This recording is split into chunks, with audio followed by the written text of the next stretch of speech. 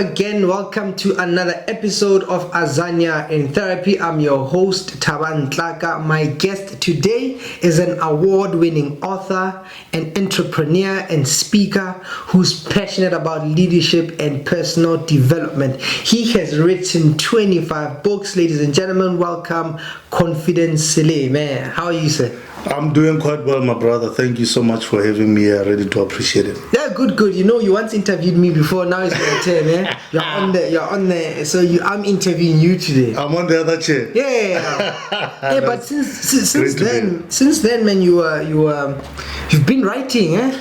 I've been writing, man. I've been in the labor ward. I've been giving birth. Yeah, and but maybe let's look at this. Is so fascinating. I mean, yes. You're not 40 yet, eh? I'm not 40 yet. I'm actually turning 35 this year, 1st of October. Wow, man. So I don't think you're just right. I think this is almost like it's a gift and some level of discipline. Yeah, I think in order to produce. Yeah.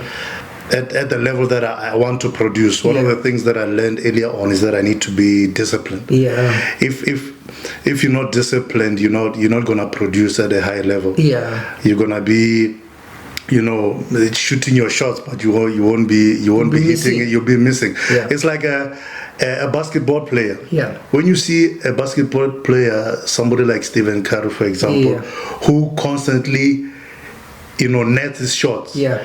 You can be sure that there's a level of discipline that he's invested during the rehearsal hours, the practice hours. Yeah, when nobody's looking. Yeah. So when you get on stage, the stage is not a place where you rehearse. Yeah. You rehearse in the background. It's too late. So and when you want to produce, if you want to produce at a high level, you have to have the discipline, because the discipline is what gives you the stamina and the consistency to produce the results. Wow. And man, so what's the your aim, like, in terms of writing, right? If you don't mind me asking, do you go like 4 books this year or 5 books this year, or by this age I want to have Well, my ultimate goal is 300 books in my lifetime. Wow. So I'm busy with my 30th book at the moment. Yeah. And so I've done only 10% what I'm aiming of what I'm aiming to do. Wow. So the goal is 300 books. Yeah. I think if I reach 300 books, I'll feel confident enough when I meet my maker. I can say I've done my Yeah, no, I played a nice inning there. Yeah. You can substitute me now. Exactly. What you've deposited in me, I'm not coming back with anything. Why? I left it all there. Why 3? Why 3? Why 300? It's a number. First it was 100. Yeah. But I looked at it and said, no, this is small water. Yeah, this is I'm pitching below my capability. Yeah. So 300 for me is it's enough of a challenge. Yeah. That it will push me to give everything that I've got. True. If I pitch lower than that, I know that yes, I've given something, but was it everything that I could have given? So 300 is challenging enough. There's a quote that says some people in life, they pitch low and hit, instead of pitching high. And even if you miss, even if you pitch high and you miss, but you'll have reached a higher level than if you had pitched low. So I'd rather pitch high and hopefully hit than pitch low and hit it and hit a low number. Yeah, no, that's beautiful. Actually, when you say that, you remind me. I think I was in Cape Town somewhere. We went for an event, so there were these different speakers. So one of them came there. It was a very strange gentleman. Actually, he was dressed in all black. He had a jacket, a long jacket. I just remember that because he also said something interesting, and he said something similar. He said, the unfortunate thing about life sometimes is that some people apply for jobs and they get those jobs, and then in a sense they could have done more, but what they got they settled for. So when you say this pitching low and you get it, I think sometimes we misunderstand what we get. So when you say that you take me back, that we can actually aim low and get that, but that's also something that we misunderstand.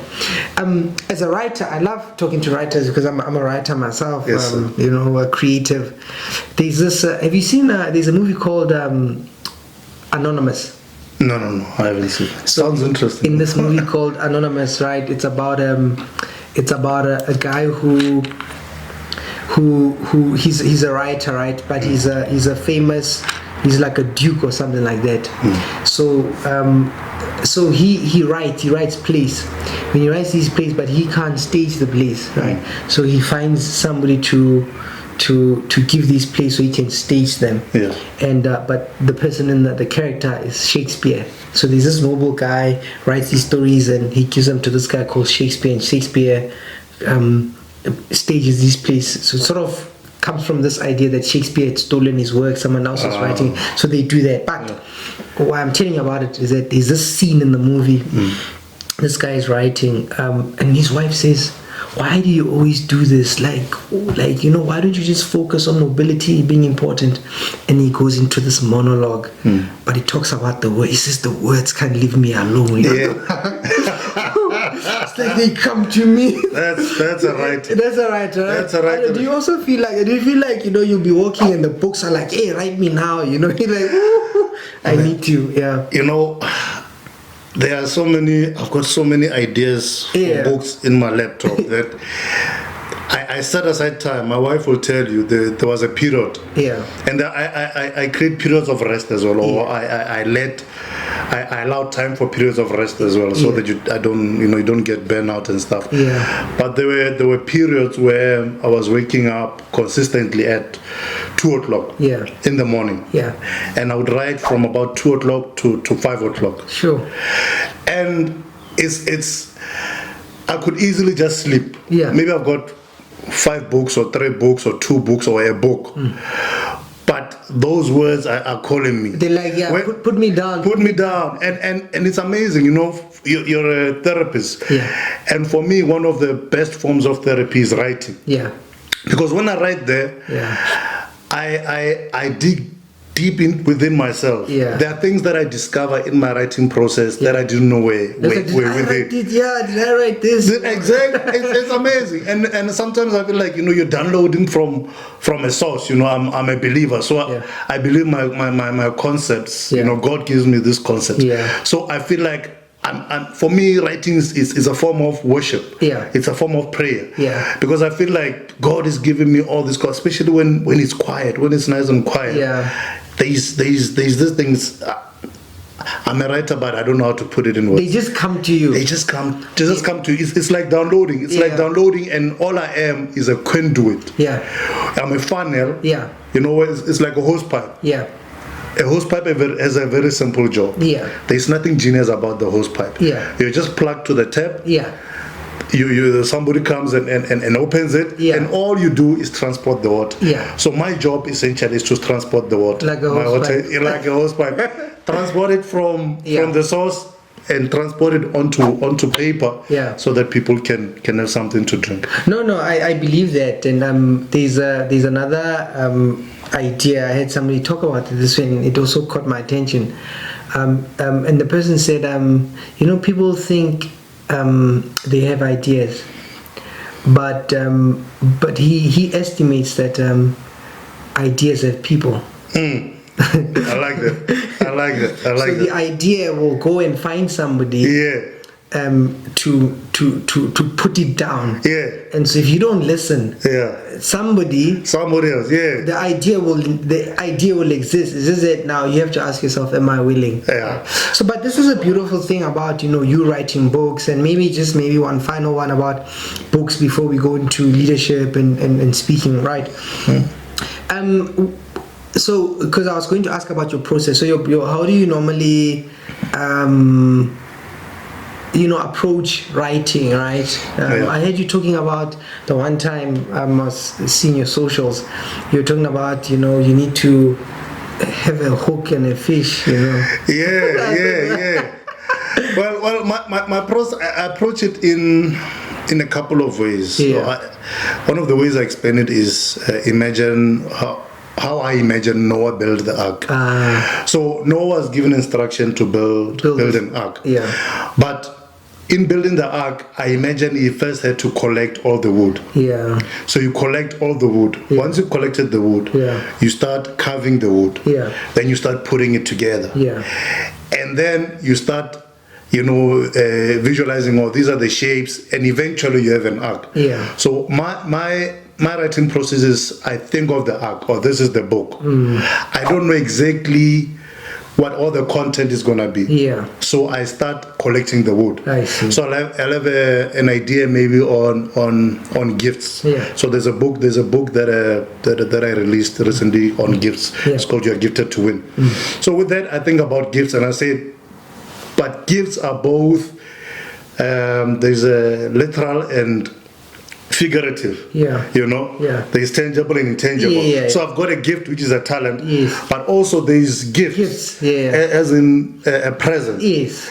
And so I start thinking, how can I use the gift that people understand to explain? As a metaphor. Yeah. Use what is seen to explain with that which is unseen. So I'll say, okay, the idea is around the gift. Yeah. We receive different kinds of gifts. Yeah. And so now I've got an idea about each of us are gifted differently. Yeah. And I may look at your gift and say, I want that gift. Yeah. But immediately when I start focusing on your gift, you ignore yours. I ignore mine. Yeah. And I may be heavily gifted, I may be heavily talented, but because my focus has shifted to yours, I can no longer see my own gift. And then I start becoming jealous and envious of you. Yeah. Meanwhile, forgetting that I've got my own gift which I need to focus on and develop.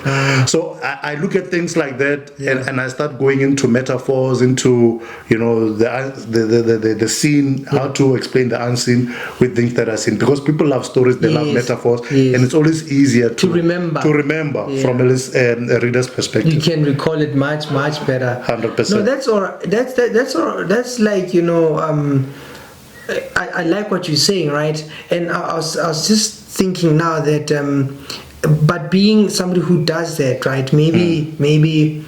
Let's now go into maybe leadership, because it's something that you're passionate about as well. So you write, and a writer reads, and a reader, somebody who can't read and write can't lead, right? Yeah. So you're passionate about leadership. Yes.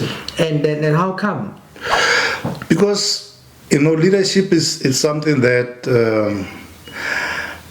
it started from a very young age. I remember in grade 11, I was elected head boy at school. And so my leadership, I started becoming very conscious of leadership, because once you get into leadership, there's so many responsibilities. There are so many people. I mean, there were over 2,000 learners in the school. So now there are decisions that I needed to make, obviously with the rest of the leadership team, that were going to affect 2,000 learners. And so leadership is so critical, because as a leader, you are at the helm of the ship. And you may choose to turn left or right, but that decision does not only affect you, it affects everybody who's on board the ship. So it's important that we get leadership right, because if we can get leadership right, we can get communities right, we can get our countries right, we can get the economy right. So for me, leadership is a way, or leadership training and speaking to leaders and speaking about leadership is a way of making impact on a mass scale, because if you can impact leaders, you impact those who follow them as well. And what do you think of our current leadership, where we are, as a people, as a country? Do you look at the leadership and you're inspired, or do you like, come, let's sit down, let me give you some principles? What do you think about it? I think it's very easy to criticize when you are not in the when you're not in the kitchen. You don't know how hot it is in the kitchen. So it's very easy to criticize leadership. But I do think that our leaders should understand that, again, their decisions do not only affect them. And as a leader, leadership is not a It's not a privilege of some sort. It's a responsibility. And a lot of leaders look at leadership and they think that leadership is about sitting in the chair and having people serve you.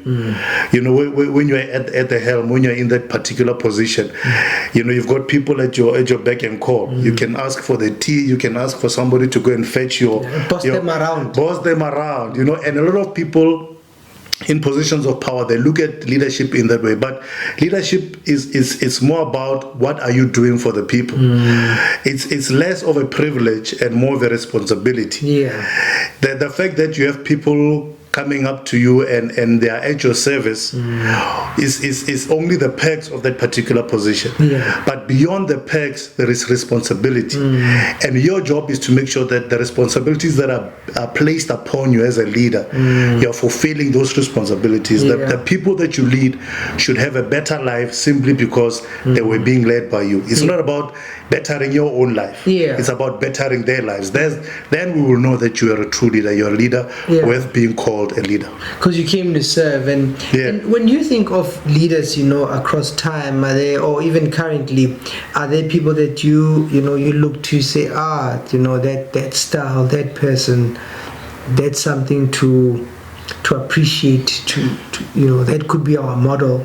Yeah, you know, there are so many, and I don't want to sound cliched, but I'll mention two.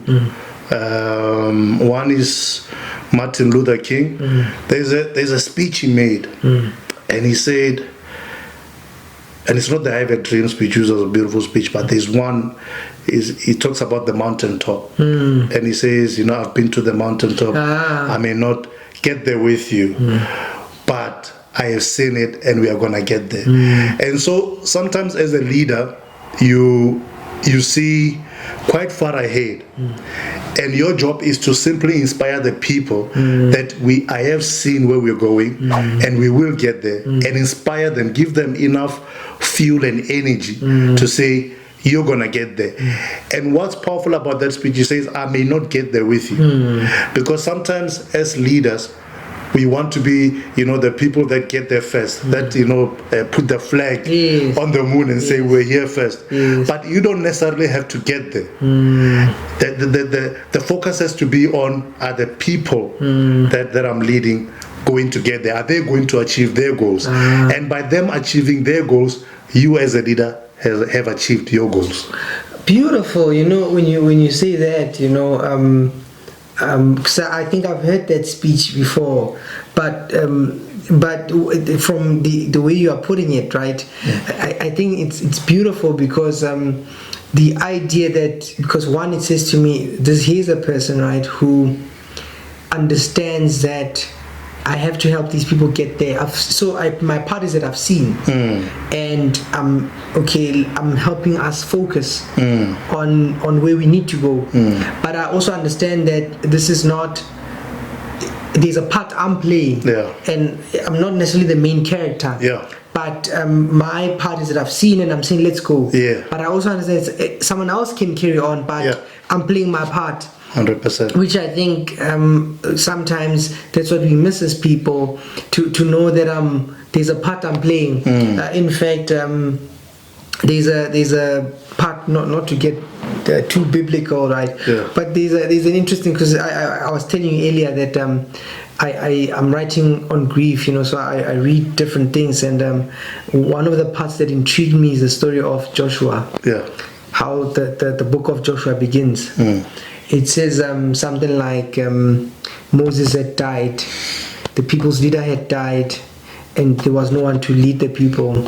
And then God raised Joshua, or Joshua arose or something. But just that part, but what caught my attention is that there's somebody who used to lead, but this person has died. But the mission is not complete. The mission, they have not reached the promised land yet. So the mission didn't die with the leader. 100%. And you know, that's very interesting, because a lot of times as leaders, we tend to focus on the journey, and we forget that the journey, the destination, is bigger than us. My job is to make sure that if God has given me, But wait, you just so what you just said now. So it was just the idea that the destination is bigger than us. Yeah. So one of those things must just pause. Oh, okay. All right. Yeah, I don't remember that. Yeah. The destination is bigger than you. You're just playing a part. Yeah. But beautiful, man. Just continue. Yeah, thank you. So as a leader, you need to understand that the destination is bigger than you. Yeah. The vision is bigger than you. Yeah.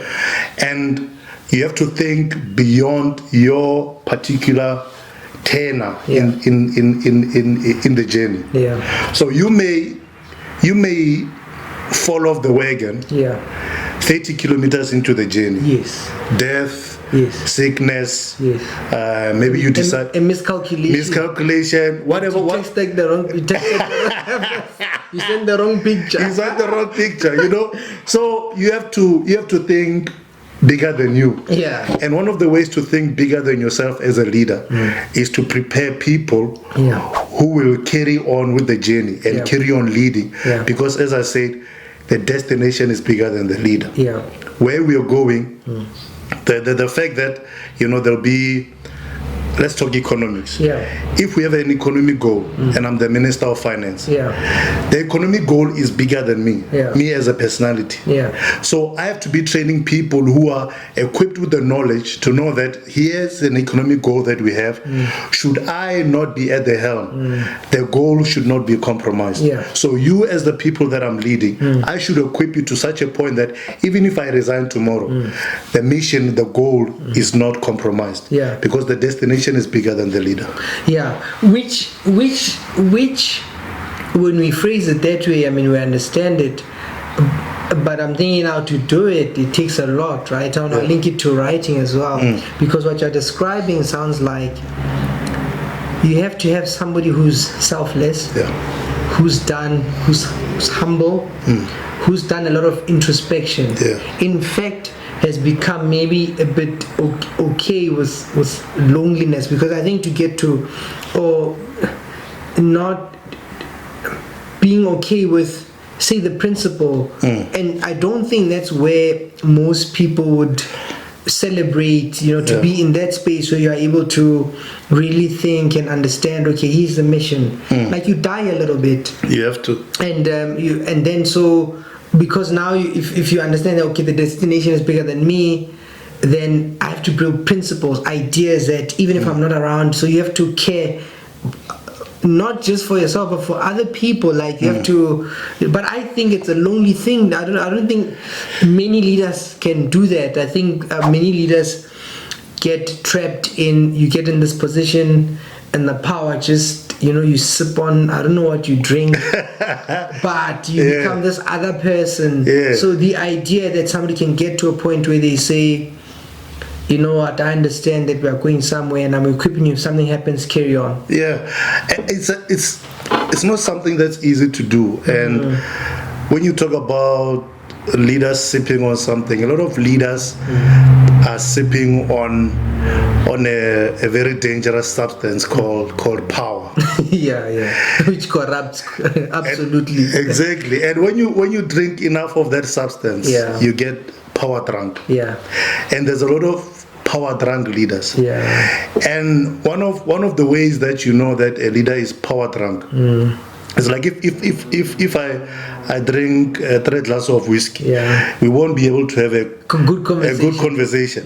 So one of the ways that you tell that leaders are power drunk is that communication becomes difficult. And they can't communicate with the people. There's this phrase, open door policy. A lot of people preach it, but it's not something that really takes place. And so with leaders, you need to put the drink down, that power drink down, because your job is not to sip on power.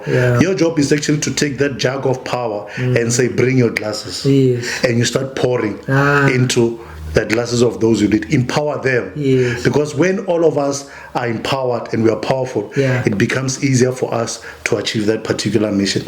And when you talk about it's something that a lot of leaders are not able to do. I think one of the root causes is that a lot of leaders are leading people whom they are threatened by. Yeah. And when the potential of those you lead threatens you, you become a threat to their potential.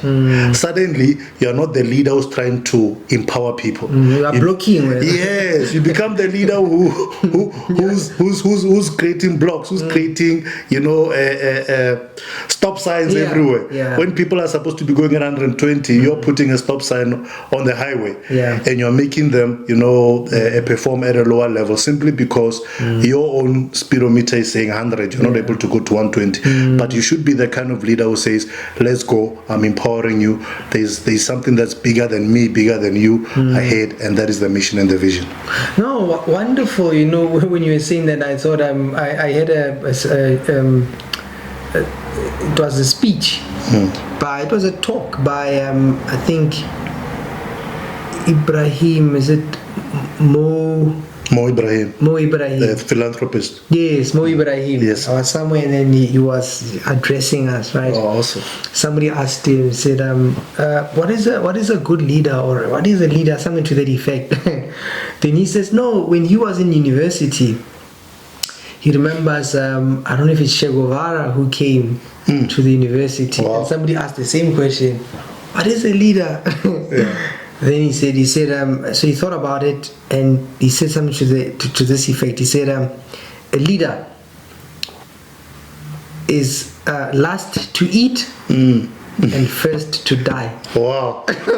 Yeah. When you, I think when you define leadership like that, a lot of people run away from it, But it's not to go too biblical again, but it's exactly what Jesus said as well. Yeah. He said the greatest among you will be your servant. Yeah. And when we think of a servant, if there's very few kids in class, if you ask them what you want to be, none of them will say, I want to be a servant. No, you want to be in front. We want to be in front. I want to be the director in the company. I want to be the CEO. Not many kids will say, I want to be the servant. And so there's this idea that servanthood is something that is lowly. But when you really look deep into leadership, it is the leaders who were willing to go low and serve that were raised the highest.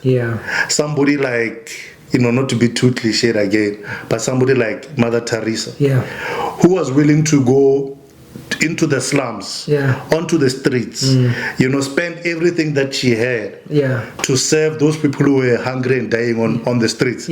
So, but because she was willing to go so low, now when you mention a name, it's mentioned above the greatest names of the people who have walked the earth. But it's because she was willing to go so low that her name has been raised so high. Wow. Yeah. Beautiful. I'm actually watching a documentary called it's not the Dream Team, but I forget. It's about the American team that. The Redeem Team. The Redeem Team. Yeah. I haven't watched it, but I'm gonna watch it. Wow, no. So so I don't know if I should spoil it. No, do it. So I'm watching it, So halfway into the documentary, Kobe comes into his story, right? So there's Kobe there, and there is LeBron. Right, so the story was, this team was losing, the American team had won, and then they are losing. So when they were losing, then Kobe, I think he comes in later, and then obviously, he's Kobe, right? And he's like this loner guy. Even the way they describe him, he's different, right? He's like, when they met him, like, I'm Kobe. No games, no nonsense, no, But what he did was, the team wasn't. It's like this American team from the best teams in the league. They came together, but they were not like a team. They were not jelly. They were just stars, but not like a team. And then so he comes into the picture, but now he's Kobe there, there's LeBron there, and people are wondering, two alpha males, how is this gonna work? And they say what he did was, he came and he was ready to play defense. And it was his way of telling the team that, guys, I'm not bringing a big name here. I'm here to make sure that this team was so he showed his leadership in that sense. So powerful. they say now one of the other things they did was that so they had a training schedule. So they would train.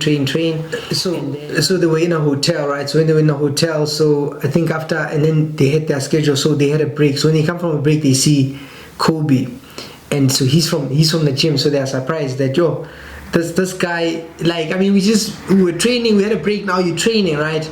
So he's waking up at like 5 in the morning before their schedule, like, because they have to lift weight, they have to do drills, do other things. So he wakes up at 5 or 4, something like that. So first day it was just him. Next day he continued. Hey, the other teammates are thinking, hey, this guy, like, is different. So they start joining him. So next day there's like 2 of them. Next day there's like 3 of them. Next day, so like then the whole team starts working out in the morning because he's like, I'm gonna put in some work. So for me, when I think of leaders, I think of people like that who just, they see the team, they see their name, and they say, okay, how can I serve? And just his modeling, and that actually affected the team. That's where I am. I'm gonna finish it. And you know what I love about that story? It reminds me of there's a beautiful quote that says, example is not one form of leadership. It is the only form of leadership. Because as a leader, if your words are smaller than your actions, I'm always gonna follow your actions. It's true. Your words may be saying beautiful things. We are a family in this organization. We come together. We huddle together. But if your actions are telling me a different story, your actions are gonna be so loud that I can no longer hear your words. True. So as a leader, you always need to be exemplary. That's why leadership is not an easy task. Because all of us are humans. We've got our weak points. We've got our frailties. But you always have to be conscious that there are eyes on me. And there are eyes on me. The actions that I take will always be louder than the words that I speak. We listen to what you are doing more than what you are saying. 100%. Now, what you just said now, the idea that leaders as people have their own limitations, they are free wherever they are free, all right? So which links us nicely to the other topic you are interested in, self-development. And why that interest? Because linking it to also leadership, I think somebody can't be leading if they are not developing. So what's your interest in that topic? Well, the topics of leadership and self-development, for me, they're very closely linked. Because the first person that I need to lead is myself. If I have no self-discipline, then how can I ask of my team to be self-disciplined? So the first person that I need to lead is myself, and that's where self-development comes in. Because once I've reached a particular level in my self-development, then I'm equipped enough to start developing other people. Because leadership is about developing other people. But I can't develop you if I haven't developed myself. So self-development is quite essential, because once you've garnered the principles of how to develop yourself to reach your goals, to achieve your particular missions, then you are able to employ the same principles in a team dynamic and say, guys, I've tested these principles, they work, they've worked for me. I know that as a team collectively, if we employ these same principles, they're going to work for us, and we are going to be able to achieve our particular mission. So self-development for me is very related to leadership development. And what do you find when you work with people? What do people generally struggle with in terms of developing themselves? What are the common things you pick up as you work with people? Like, okay, maybe people struggle to work on themselves because of this. I mean, one of the ones you are touching on is ill discipline, right? Are there other things as you work with people, talk to people, write, research, that you find like, but this is a problem? I think the biggest problem that a lot of people have, I've observed, is commitment. Because it's very easy to write down the goal, to write down the vision. But achieving that vision will require a level of commitment that if you're not willing to pay that price, you'll not reach it. You know, it's easy to say, I'm going to climb Mount Everest or Mount Kilimanjaro. But that commitment or that statement is only really tested when you encounter the difficulties of actually climbing that mountain. Yeah. And we all have our different mountains. Yeah. And the reason that not a lot of people have climbed Everest or have made it up Everest is because there are challenges. Yeah. And whatever goal you have, your goal is it's your particular Mount Kilimanjaro, Mount Everest. And there are a lot of people who have written down the same goal, who have proclaimed that they want to achieve the very same goal. But the reason that a lot of them have not achieved it is because there are challenges. And your level of commitment has to be bigger than the level of challenge that you're going to meet. If your level of commitment is not bigger than the level of challenge that you're going to meet, then the challenge will always win. Yeah, it will overpower you. Yeah, 100%. So commitment is one. Yeah. And I think it's the biggest one. Because once you inculcate a deep level of commitment, then the challenges that you meet, your commitment will be so strong that it will always, out wrestle the challenge. Yeah, when you say that, psychologically, I think then about habits, right? And how we set goals, right?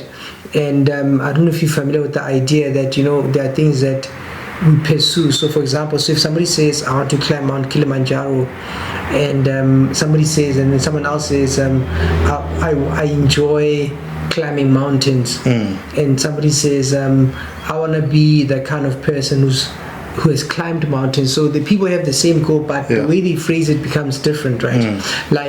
So the idea is part of why we struggle psychologically is that we struggle to do things, though we know we need to do them.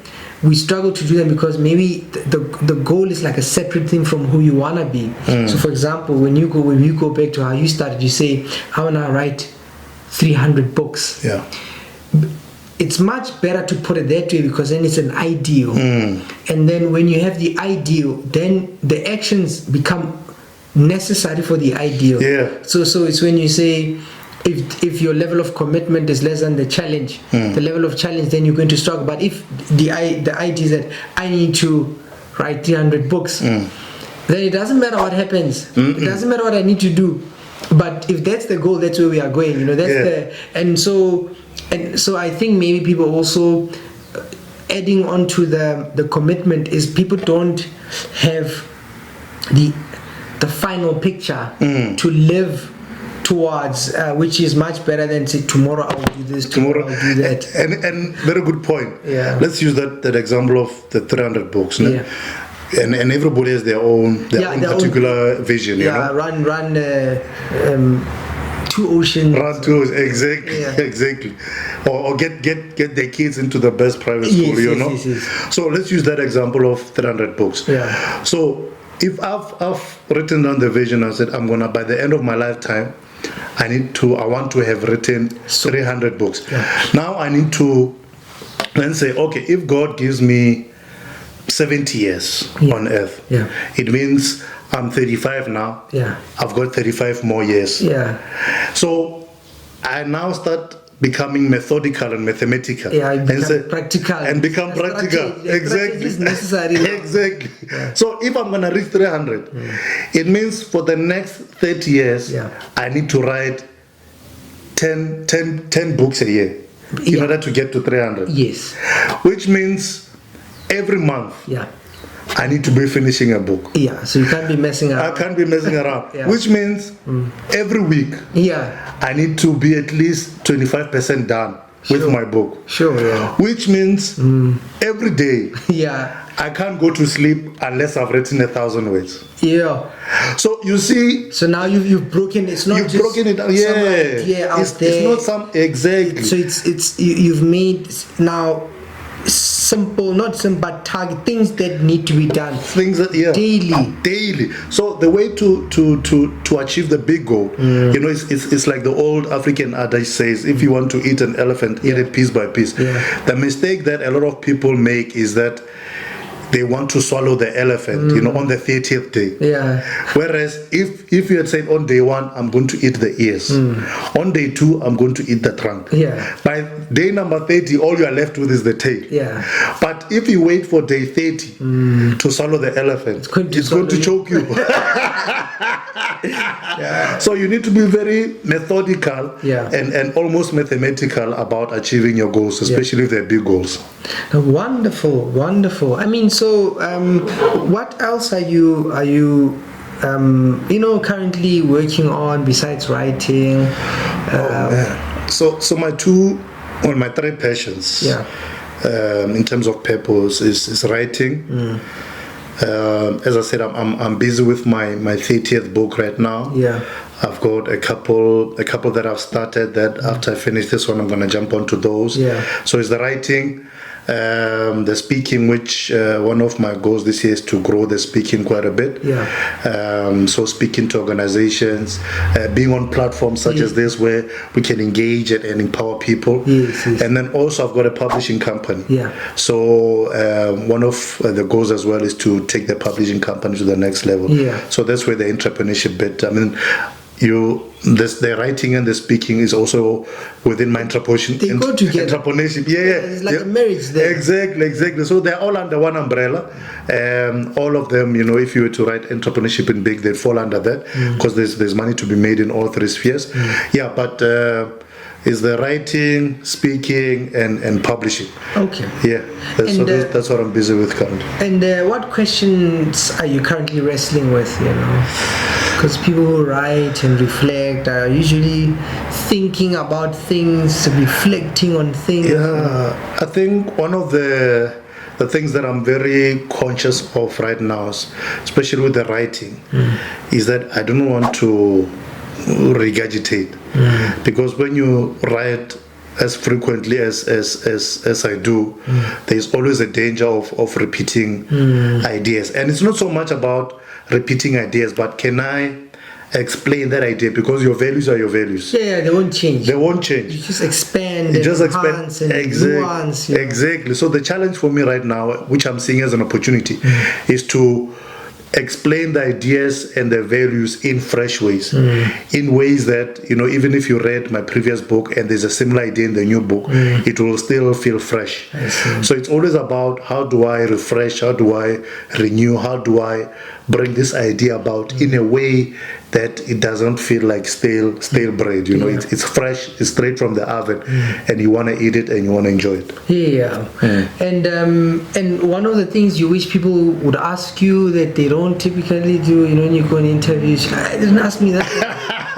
No, every interview is different and every interview is different. Yeah. So I really wanted to talk about that thing. No. Nothing. You don't have anything on. Just be like, hey, this one. No, it's a unique experience. I don't want to recreate an experience I had with a previous interview. Yeah. Because then again you're eating stale bread. Yeah. This is fresh bread. Yeah. I want every new conversation to be fresh. Yeah. I want every new exchange of ideas, every dialogue to be fresh. So I never go away from interviews say you didn't ask me this. The questions that were asked were the questions that needed to be asked. I see. 100%. I see. 100%. I know people like, no, they didn't ask me my favorite question.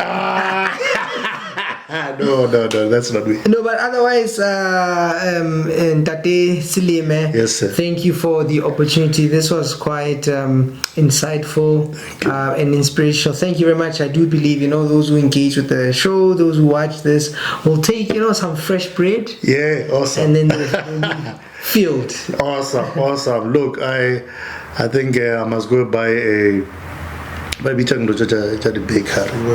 An apron. Yeah. And so after I'm going to buy an apron and gather some more fresh bread, and hopefully you'll have me back. Yes. And then we can break bread together. No, definitely. Thank you very much. See you soon.